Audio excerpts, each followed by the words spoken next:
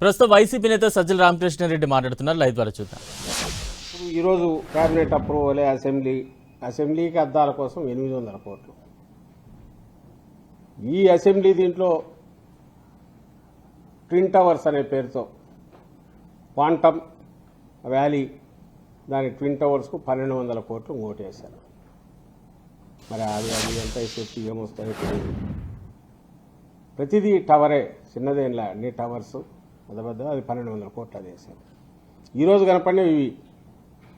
దానికి కూడా జీఎస్టీ అదనం, ఇంకా క్వాంటమ్ వ్యాలీ అంటే బహుశా దాని వాల్ గీల్ థిక్నెస్ కానీ ఇంపోర్టెడ్ ఏముంటుంది, దానికి డాలర్ ఫ్లక్చుయేషన్స్ దానికి అదనం, దానికి నగిషీలు అదనం, దానికి డిజైనింగ్లు అదనం, అద్దాలు ఉంటే అద్దాలు అదనం, అద్దాలు పగిలితే మళ్ళీ అద్దాలు పెట్టడానికి అదే అదనం, ఈ అద్దాలు పగిలితే మళ్ళీ తీసుకురావడానికి.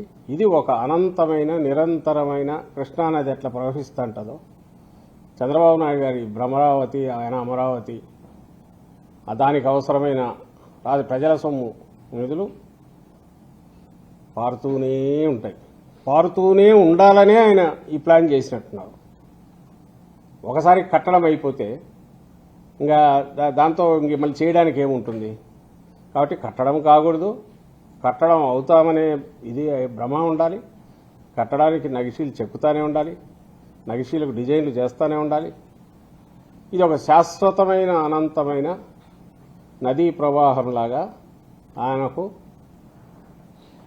కావాల్సిన వాళ్లకు సంపద సృష్టి కోసం ఉపయోగపడాలని ఏదైతే మేము అంటున్నామో అది పచ్చి నిజమని చెప్పి ఆయన దాపరికంగా కాదు, కన్సీల్ చేసుకుని కాదు, బహిరంగంగా మొహం మీద గుద్దినట్టు రాష్ట్రం అంతా, రాష్ట్ర ప్రజలందరికీ ఏం చేసుకుంటారు మీరు, నేను ఇదిగో ఇలాగే చేస్తాను అని నిన్న మనకు కేబినెట్ దీని ద్వారా చూపించారు.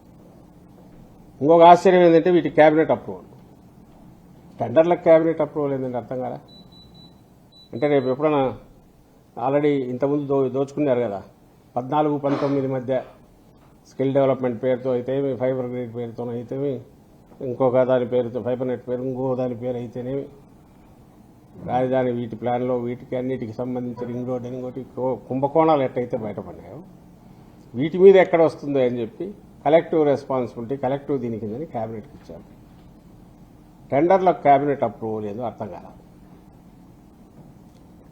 ఈయన మాత్రమే దాని స్పెషలిస్ట్. మీరు గమనిస్తే నాకు అసలు ఈరోజు చూసినప్పుడు 90% ల్యాండ్ అలొకేషన్సే, 90-95% ప్రజలకు సంబంధించినవి కానీ, ప్రజలకు పనికొచ్చేవి కానీ, చంద్రబాబు గారి క్యాబినెట్ ఎప్పుడు జరిగినా దానికి సంబంధించిన నిర్ణయాలు ఉండవు.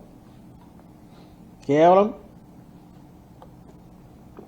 భూమిలో లేదా ఎవరికైనా ఫైనాన్షియల్ దీన్ని చేయడమో, అప్పుడు కూడా పోలవరం పేరుతో మీరు చూస్తే మొబిలైజేషన్ అడ్వాన్సులు క్యాబినెట్ ఇది తీసుకునేవాళ్ళు.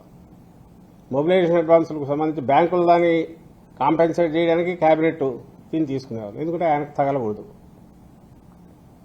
సో ఇప్పుడు ఇక్కడ కూడా దానికి సంబంధించి ఇది క్యాబినెట్ అప్రూవల్ అనేది తీసుకుని వచ్చారు. ఇది మరీ చిత్రంగా ఉంది క్యాబినెట్ అప్రూవల్ తీసుకురావడం.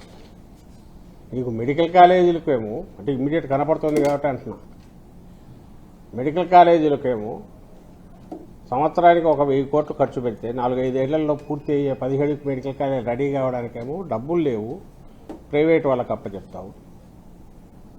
దీనికేమో మరి